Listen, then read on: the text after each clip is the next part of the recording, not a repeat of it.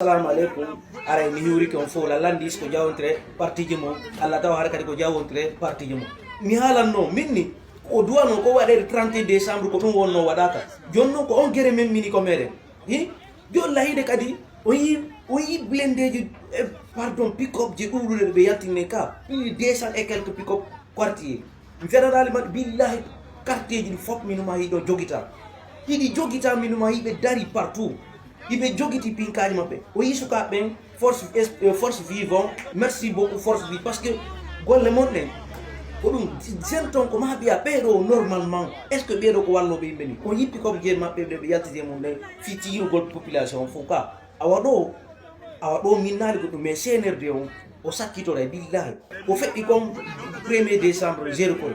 e dum ko fewndi do hande à partir de hande minima grève didi kala wakkido do sa ko mu yey madina sibe tay moto fusi boutique mara e ka ngandiri no be ala namadu no sallallahu muhammadi deuxième carte ji action ngal fop ma fu ori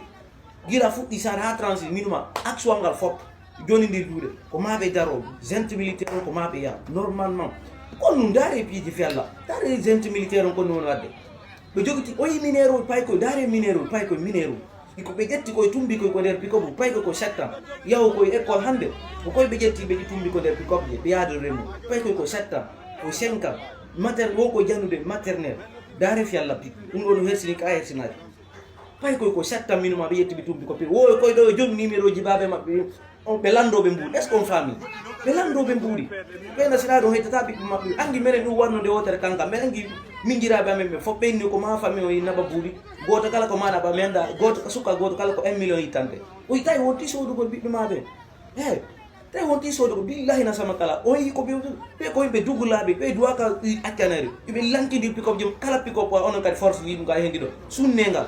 addengal ga sunnengal ga fop magga on no piji ni tari be hala do piji lay do be kadi ko commentaire ji ben der so ma charle ko me bloquer on der ton kadi dum kadi que ça soit la dernière fois pour vous.